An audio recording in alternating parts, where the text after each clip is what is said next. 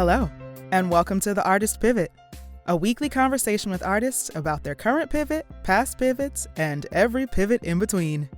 I am your host, Ayana Major Bay, an actress who wants to educate, empower, and celebrate artists so they have no option but to thrive. On this episode, I am joined by independent filmmaker and writer Alex Costello. He is based in Los Angeles and has been an avid movie fan since he was a kid. Alex went to film school and has worked for 10 years for a nationally syndicated news show, all while continuing to try to find his ideal place in Hollywood.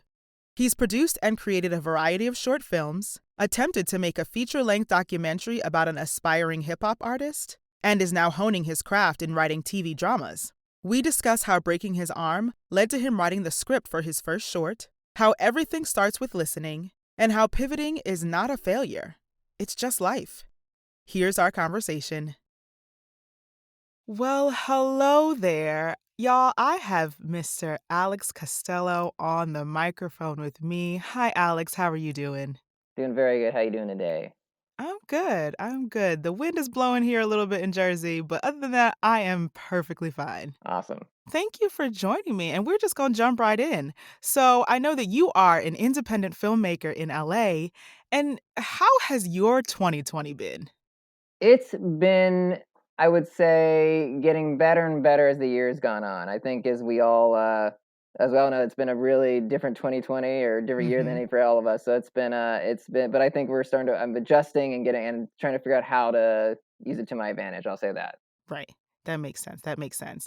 And actually, you have been working this whole time, correct? Like you've still been in, I guess what we call in the industry our day jobs.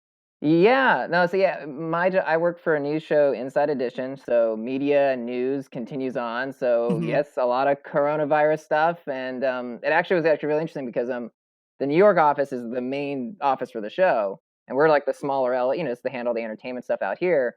But the New York office got shut down and for a couple months till they figure out how to do their COVID procedures and everything. So we had to take on the show out of our little office. A lot of people double, tripling duties trying to pump out the show nationally. So Mm-hmm. it's yeah. So that made it an ordeal. But it was but we adjusted, and I had a different shift for hours for a while. I was kind of working an afternoon evening thing, which was actually beneficial to me for a while. So it was good. It was actually I kind of like coming back out. I just got off medical leave. So I came back, and a couple weeks later, and the whole COVID stuff happened. So it was a whole kind of adjustment. So it was great. Right.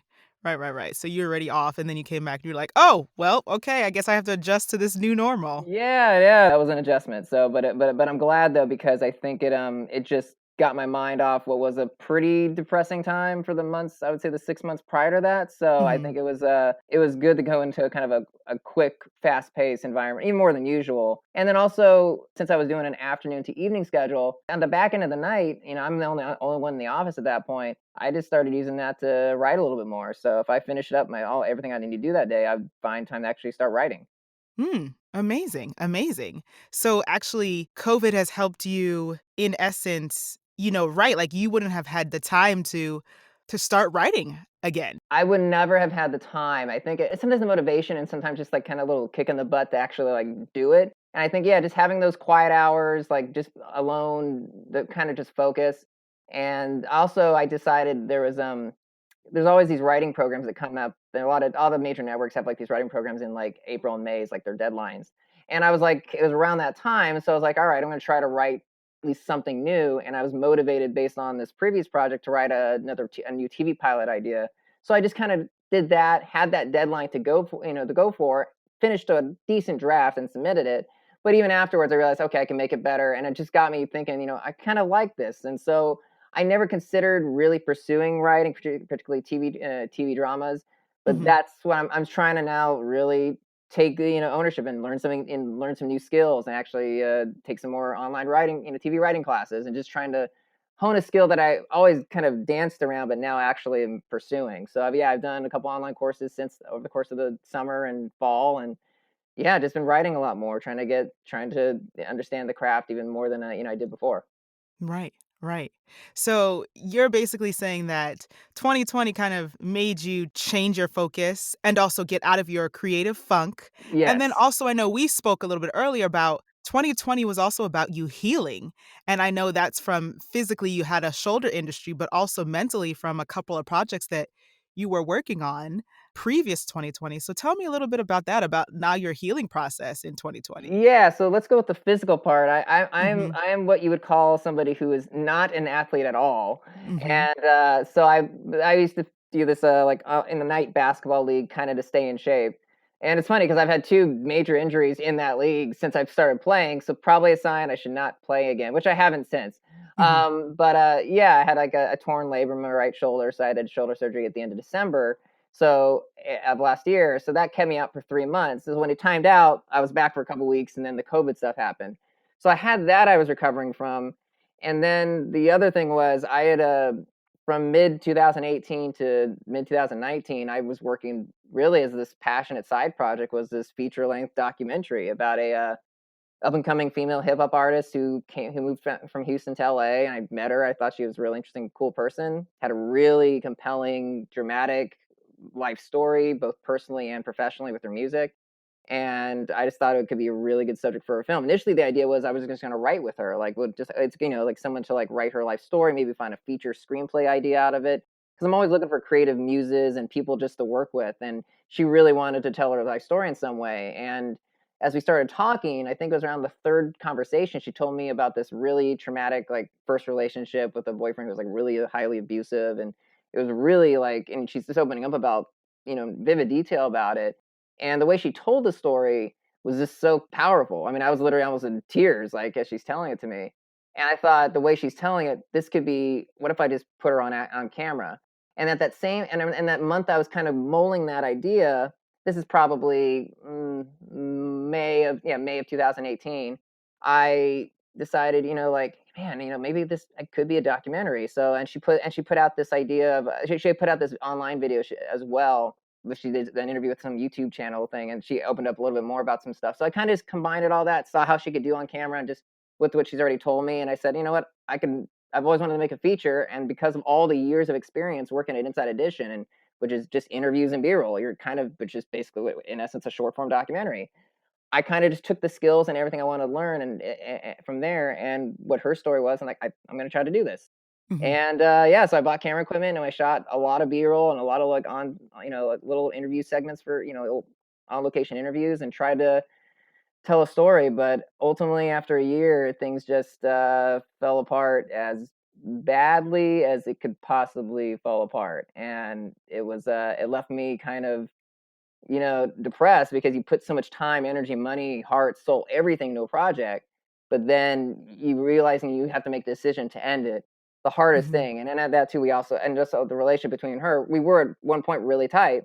It just ultimately fell apart too. So that was just, I lost a friend, I lost, money, I lost time, and then you kind of wondering, what do you go from here? Mhm. And that was tough. And because I never thought I would quit the project. I always thought maybe she might walk away from it, or we just ultimately, maybe it's a mutual thing, or we just didn't have the money. This was like, no, I was kind of felt like I forced to have to do it. And that was Mm. really just incredibly difficult. Right. So yeah, you are able to, take the time in 2020 to heal from that, and then to Yeah. also go, okay, is there anything I can salvage from it, or even, turn it around and say, okay, here is my story about a documentary I tried to do, and here, it failed, but here's the movie about it failing. So one thing I'm doing is I'm still kind of cutting a piece from it to kind of salvage it for myself. And I'm not saying this is gonna be, I'm gonna send this to festivals. I probably can't even do that, but just to show that, hey, I can cut a documentary of some sort and use all some of this footage for something. And that's been uplifting, because now when I think about doing some future projects and future doc work, I can at least show something because of it. And I think the other thing is, it just like one of the TV pilot ideas is based off kind of that experience. I kind of took a little parts of her life, but other people's lives I met along the way, and it's kind of infused my perspective on it, and just kind of that. And I was in that hip hop world for such a decent amount of time, and really saw and talking to all these artists and how they kind of what they overcome to do what they do, and how just like any other like actors, we always talk about working actors having worked 2 3 jobs. Same thing with musicians too, and rappers. So it was really kind of cool to kind of just get that perspective and see the camaraderie that they have amongst each other. And so I really want to show that, explore that world even more, and also just the other thing, just other aspects of life. Nigerian culture was interesting because her parents were Nigerian, and I got to learn a lot about like kind of what's like to grow up in a Nigerian household. And so Hmm. there's all these little things that I got from that whole project that I can think, okay, I could use that in a script, or I can explore this further in another project. The one thing I'm really excited about is that if I pursue more doc work, that's still also going to help my writing and help my narrative work as well, because I might hear a really cool real life story that maybe I could use and dramatize and put in a script. And that's already kind of happening. That's the thing. That's an interesting way of going about it, of using and kind of fusing both those really often separate things, but having the documentary work and the real life stories go into my narrative, narrative storytelling. Yeah, that's amazing. That's amazing. Yeah, no, I'm excited. Yes, I'm excited for you too, because I've seen y'all. I got a little sneak peek. He sent me a rough cut, and I Yeah. was like, "Ooh, this is good." Yeah, no, no, I thought it was pretty. I'm making that with literally like on my own and just salvaging a really cool story. But yeah, I think it's good because it's giving me help me. Able to experiment a little with it. But no, I'm glad you liked it. It was definitely it's come together pretty dang good for what almost the limited resources I have to kind of make it something productive with it. But I'm glad you liked it. I did. And also something that I really liked, I Uh-huh. also, looked at your short film, Forgotten Oh Sunsets, yeah. and I love that. So now give me the story behind that, because I know there was a full pivot before Oh that idea even came to your head. yeah, so I was probably only a few years out of grad school at this moment. I had done one short, because I'm in grad school as I went through the producing track at Chapman. That was at Chapman University in Orange County. And and I did producing because I really wanted to get a hand of, like, not just the creative side, but also the kind of the business side of it and kind of get a taste of everything. That's kind of what when you go through the producing track. And Mhm, the thing was, like, all the projects I did there were not at all the genre or the kind of story I wanted to tell. I think one of the things, like my thesis, for example, was a Western. So it was like, on location with horses and a gunfight. It was cool, but it wasn't the story that I wanted to tell. And so I mhm, did a short with a friend a couple years later. He wanted me to produce this zombie horror short film. It didn't work out and we couldn't raise the money for it, but we ended up just we had like a crew, we had some shoot dates. He gave me this idea of like a friend who writes all these love stories, but he's never been in love. I'm like, huh, well, that's an interesting idea. So I took that idea and wrote a romantic comedy about a writer who's trying to write a love story he's never been in love. So he doesn't know how to write the ending. He doesn't know what love's like. So how can you write about something you don't know? So I wrote that idea and I wrote like first draft and I co-wrote it with them, but it was kind of a fun, silly romantic comedy. I get not necessarily the genre I still wanted, but it was kind of interesting to write a character and then see it being like put on screen. So I got a mhm. taste of that. So a couple years, so I would say it was about 2 years after that. So this is 2013. I have my first injury from basketball. I broke my left arm really bad and was out of work for 3 months, really depressed, really in a lot of pain. And my girlfriend was like, you should write something. You're off for work for a few months. Why don't you write something? And so I was like, all right, and I had a couple ideas and I wrote two shorts that I thought were pretty good, but they were definitely bigger budgets, multi locations, but I was just trying to write to get something out of me, get a story. So I thought the third story I'm going to write is something I can make, something I could shoot. Think as a producer, small cast, small characters, kind of just limited in scope. So I thought, what is a conversation in essence between two people that I would find interesting to watch? It really just starts with that. And I was really inspired by, I watched a lot of this. There's a TV show on MSNBC called Lockup, which is basically inside prisons in America, and you just see what prisoners go through, do on a day to day basis. And there's this one guy said, he was interviewed, and he was just like, I haven't seen a tree in 25 years. I just thought of that, Mm, like, the idea that there's so much little things we take for granted that when you're in prison, you don't get anymore. And you don't get to see it. mhm, And so I haven't seen a tree in 25 years. So I thought, like, okay, so this idea of newness and then I thought, okay, maybe a guy gets out of prison. What's a relationship that might need to be repaired? And so I thought maybe like with a child. And I decided to do a father-daughter relationship about father gets out of prison and the daughter's now grown up and now it's their first conversation in like a decade, since she was a kid.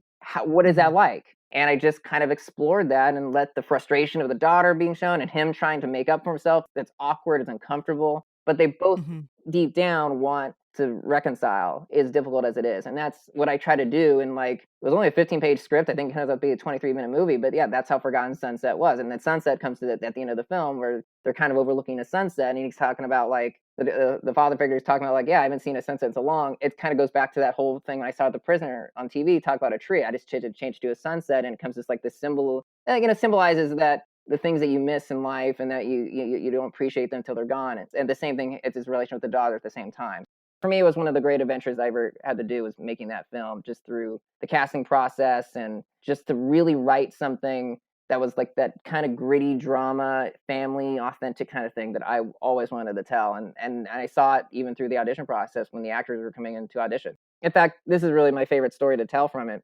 In the audition process, actors are coming in, and I got a lot of really great feedback. It's the first time I hear actors reading your words, so it's okay, it's kind of cool. And Mhm. one girl came in, I remember, and she's like, walks in, and comes in, looks at me, and goes like, looks at this. She's like, "You wrote this?" I'm like, "Yeah." And she's like, "Thank you." And I'm like, "What do you mean?" And she's like, "You don't understand, like, we don't really get these kind of roles. Like, when I've auditioned, I never get to audition for just a nice dramatic role." It's like she talks about kind of some of the stereotypes as, black women, black men, when actors get, they get kind of Mhm. pigeonholed in a cast. They don't get to do a juicy dramatic role. And she's like, "Yeah, I never got to read anything like this, like, honestly, ever." And she's like, "Oh, cool." And I was like really, flattered by it. And so I got a lot of that feedback throughout. And then finally on the last day of auditions, a girl comes in. I think she's like the second to last person of the day. And I always do the same thing with every audition. I always give, I'll ask an actor a couple questions, and then I'll have them do like the same reading amount of time, same amount of times, and then I'll ask a question at the end. I do the same template, so that way, when I compare it later, everybody got the same notes, same feedback, same amount of times. It just makes it easy to judge. The question I always ask was, "So, what do you think about the script, and what do you think about the character you're reading for?" And she just, I asked her the question, and she takes a moment, and she just starts crying. I'm like, "Okay, that's a different answer than I got before." And then she's just Mhm. like, "When I was 11 years old, my dad went to prison.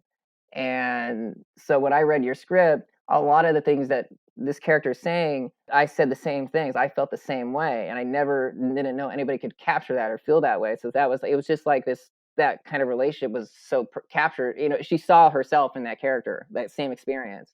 And then I start crying and I tell her, like, my dad never went to prison, but we had a falling out for years when he got remarried. I had issues with my stepmother for a while, and I just, it kind of hurt our relationship for a bit. And me and my stepmom are all good now, but at the time, we had a strained relationship for quite a bit, and that was kind of where I kind of put myself in that character's shoes. But yeah, and then when I said that, she's like, after my father and I, reconciled, then he got remarried, and then our relationship kind of fell apart again. So we kind of had this like these connection, and this is all, and we're both crying and emotionally kind of opening up, and this is all before the audition even starts. So people always asking me like, did she get? When I tell the story, did she get the part? It's like, no, she didn't get the part. She actually did a really good job. She made it to the callback. So, but I always remember that audition and that moment. And even after the film was done, I still gave her a special thanks in the credits because I always thought that moment proved to me why this film needed to be made, why it needed to be done. It's like even in writing, even in its script form, it has an impact. And so it motivated me to know that if somebody can watch it later, hopefully impacts another person maybe went through a similar experience who has a falling out with a parent, or has a person who goes who's incarcerated, and how does that affect their relationship. So hopefully, that offers some healing and guidance, for people who see it, down the road. That's beautiful, that this script affected an actress so much, and not just from the acting standpoint saying, "Oh, this is a beautiful role and there are so many nuances to it. I can't wait to, like, dig into it," but the fact that she could relate to it and you made her feel that, "Oh, wow, there is a character that was written that literally relates to my life story, and, like, this is how I felt when I was reconnecting with my father." And this is how, like, someone actually wrote all of the complexities of this relationship. And so that's beautiful to hear. And I know that you, like you said earlier, you're now looking at writing for TV, and you kind of danced around it for years. And I know you also said that it's important for you to tell relatable and important stories, so that, what you've written as a short film shows that, yeah, you did write a relatable story. Yeah, and I think, and that's really, it's all about relatability. People ask, like, when you write characters and you're trying to develop a character doesn't have to be likable. They have to be relatable. That's why you think in these shows when they're centered around like a villain or something, it's like it's not about whether they're a bad guy or good guy. It's just like, can you relate in some way to them? Do they have a want or desire, even if they're maybe a crook or whatever? It's all about relatability. So yeah, and the idea is of writing characters that are relatable, relatable experiences. They both want the same. A bad guy could have a issues with his parent or his child, or have a strained relationship. You look at shows like The Sopranos, for example. He's a mobster, but he's dealing with family drama that we kind of all deal with. And so the idea is like, yeah, it's all about relatability. So I try to just listen. Like, it really starts with listening. When I hear like a story, if somebody tells me about a traumatic relationship, or whether there's a domestic violence, or dealing in I talk to people who was adopted and what it's like to be do you ever feel like desire to find your real parents? And which is also a basis for another, script of mine I'm working on. But I love just hearing real life stories and how can I like hear and hearing those actual emotions, those actual feelings, and then trying to put them into the script. And I think that's where it comes from. It comes from just real life stories. I'll watch a reality TV show. I just strike a conversation with somebody. I'm a just naturally overly curious person. So I'm always looking for those real life nuggets of inspiration. Just so it could be a back, and it can use it as a background detail for a character eventually, or it could just be or it's actually, oh, that's the main story. I could use that as like a major plot point, the basis of a show or movie script. So that's where I'm kind of like getting. I'm just listening to people. I'm just listening to people, and I'm being open and asking questions, and I'm sometimes maybe overly curious to a fault, but it helps. It's just the way to gather and get that information. It's relatable because I'm just getting it really from real life people, and that's where it comes from. Right. Right. And so I know it also comes from the fact that you really care about the people you work with. Because I know you mentioned previous the young lady you were making the hip hop documentary about, like Yeah. you became friends. And so is that something that you try to take into each of your productions is like, okay, yes, you're actors and yes, you might be my assistant or what have you, but I want to get to know you as a person. Yeah, and some people are different than that. I mean, that sense, there's like this. I mean, obviously, maybe in the corporate world, there's this whole thing you keep a professional line, but I think that a creative partnership, whether that's an actor, director, or there's something with creativity. I think is fueled by human connection. I think that you have to find those things. So I do. I'm not saying I'm trying to be your best friend, but I do love build. I mean, if I build a friendship through it, I can't. I think a friendship only makes it stronger. But so yeah, we became. Me and that girl became friends, and we were really tight. She opened up to me about things that she said she never told anybody in her life before, and I totally get that, and it makes you really close. But that wasn't necessarily what it made me feel like I was her friend. It was just naturally progressing. I think it was like when I was shooting in Chicago for her, she ran like this. She actually got accepted to this really cool program that like sponsored by Nike that like trained her to like and a bunch of other girls who never run a marathon before to go run the Chicago Marathon. And I just remember just like being out there going through the whole process with her and just like the confident performer when she's on stage, this is a completely different other element. And she had doubted herself the whole time. And, just kind of going through that process with her, I felt like that's where I thought our relationship kind of got built upon. And like, okay, then by the end of it, like I was the only person in her life that was there for her in Chicago to watch her run that marathon in essence, because everybody else brought their, boyfriends or girlfriends or family or parents or brothers and sisters. All the other girls brought people to come out and watch them. I was the only person out there for her. And just because I was making a documentary about her, but we developed a friendship, and it's I don't think that necessarily hurt us. I think that was actually probably one of the main reasons why I probably held on to the project a little bit, as long as I did. I probably, there are probably signs to possibly ended it sooner, maybe address things sooner, but because it's like, you build a relationship, you don't want to, you don't want to hurt somebody. You don't want to hurt somebody that you care about or they're your friends. So, but yeah, but in general, I love building. I'm naturally heartfelt, giving person. I really do try to care about the people I work with. I really do want to just like, you know, I'm a generally giving, nice person, and I'd like to get to know that person at a little bit of a deeper level, under the a little more under the surface. If they're just an actor, like why do they love acting? What's their backstory? I like to know about them. Like I treat them, they're people to me. They're not like objects. They're not tools just to make your creative project. They're people with thoughts and feelings and dreamers like ourselves, and we're all artists here, and we all have a story. I want to know what your story is. And that I think that's and know why you want to do this project. What excites you about working on this film project, or and working with you. That I love that inside the actor studio person in me. So I'm always like, I want to know, like, you feel like you connect with them more when you know where they come from and why they love to do what they do. I generally love getting to know people and really knowing what makes them tick and what their passions are. I think I could sit and talk to anybody, whether it's a chef, whether it's whatever job that you have your passion around life. I can just talking to somebody why they love to do what they do. I could listen to that for hours, no matter what the subject is, and then just building a relationship based off that. Right. Right. Yeah, that's my thing. I love people, man. Again, going back to the other thing, you might get a cool story you might get for a future script. Like they might tell you this fun story that has nothing to do with what you're working on. Hey, that's a cool little backstory I can get for a character maybe down the road. So if you take time to listen to people and get to know people, you can, you'll learn a lot in this way. I think just people in general need to listen more to each other. Amen to that. Yes. You find more connect. You find amazing how you can find like something relatable or a connection with someone if you just take the extra little time to get to know somebody. So yeah. Mhm. Yeah. Alex, you out here preaching today, I okay? know, I got a lot of quotes, and, speaking of quotes, I maybe it's because I really have watched movies since I was a kid. I mean, I'm a movie buff, like the person who sees all the indies and all that stuff. I mean, for years, that's who I kind of am, And so but one thing with quotes is that one of the things that my girlfriend did when I was kind of recovering in my depressive state after that whole project fell apart is that she bought these little cards. And they're like, they just have inspirational quotes on them. Like, and she would put them like either by my bed or in the mirror in the bathroom. So I'd see them every day. And there's one quote that particularly, and I still have it, I think it's next to my bed now still, and it's grow through what you go through. And I was like, I like that because it's like honestly, that's probably if there's something that I live to now, if there's anything that symbolizes what I'm trying to do, what I like, how I experience life, it's growing through what you go through in life. And so, if you can find a positive experience or a negative experience, whatever it is, find some way to learn and get better and grow from it. I'm all about inspirational quotes. I've seen so many god dang movies, and I've seen every epic monologue, and so yeah, I'm naturally always coming up with fun quotes and stuff like that. Thinking about what you just said, that was something that's really helped me too. Is just like finding those inspirations. So yes, in general, yes, I love quotes. I'm a big wordsmith. Yes, yes, I got you. I got you. And I love that quote. Grow through what you go through, Yes.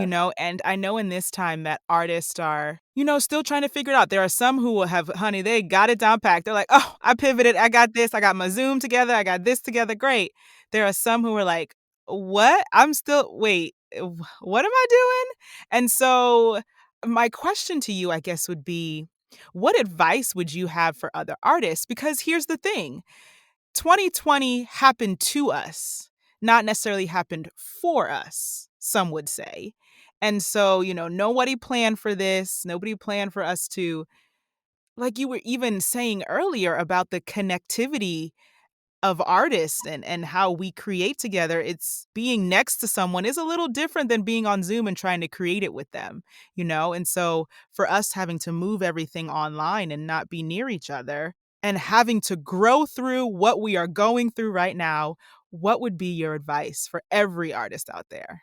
Well, one thing I say is like when we talk about pivoting in life and trying to find your purpose. I think as artists we get frustrated sometimes if we feel like our careers are stalling, or especially now. I think a lot of artists hit like we all kind of ran into the 2020 maybe with plans, and I think a lot of people had to change them. But for me, I think don't be afraid to change. Don't be afraid of having to pivot, having to decide. You know what? I got to try something new. And sometimes life forces you to do it, but it might be the right decision. Just because something forced you to do it, it wasn't necessarily under your own accord. Like I wouldn't have done it fully on my own. Doesn't mean it's not necessarily the right decision. So having that project end and go through that whole bout, and then maybe having COVID kind of come in and change my work schedule, for example, and maybe just pushing me to write and just having that extra time.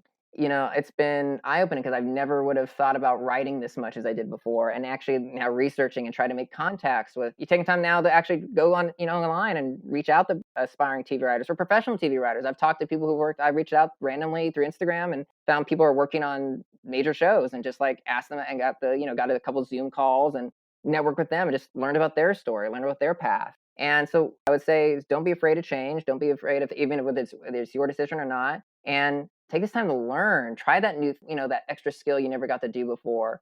Maybe take time to like build a website, which is something I need to do too. I need to start building. I need to have a website for myself because everybody has a website. And yeah, reach out to people. I think a lot of people more and more want to give help, but they never feel like most people don't even think about reaching out to them. Yeah, people want to think, yeah, you're big name directors. Like, I'm probably not going to reach Tarantino and get a 10, 15, 20 minutes with them, but I can reach like a person who's a staff writer on a show that I really like. Yeah, you can probably find them. And actually, most people are willing to give their time. Send a nice email or message them and always just, look for those people that are willing to give a little 15, 20 minutes advice to you, maybe more. And it's okay to be frustrated, take all the emotions that they give you, but just try to do something with it. Take like if you have a bad day at work, shoot, I use that as like motivation for maybe a piece of my writing, or I think for me it just comes down to just it's okay to find something new. You're not a failure. I'll put this: you're not a failure for trying something new or going a pivot or going away from that maybe the art or the job you've been doing for so long. I think it's okay. Change is okay, and just embrace it. Just embrace it. You're not a failure just by simply changing, by pivoting away from maybe with something you studied to do something else. It's not a failure. It's life. And if you find a love in it, you find a love of what you do. Because here's something I will say. I heard this before, and I think this is great. Another great quote. Mhm. Somebody said, like, we always want to do what we love, which is fine. But sometimes you might have to find love in what you do. So like, like if you have a job that you don't necessarily think you don't like, try to find the love in it, try to find the meaning in it, or take we think is a bad situation and try to find, okay, I'm not working right now. Is there something else I can do right now? So try to find the meaning and the love of what you're doing instead of just looking for what you want to love. Does that make sense? I ramble a little bit, so I think that made sense in my head. Yes, it did make sense. It did make sense. Yes, yes. And that's actually a very good quote. I've never heard that quote. Say that for me one more time. Instead of finding what you love, find love in what you do.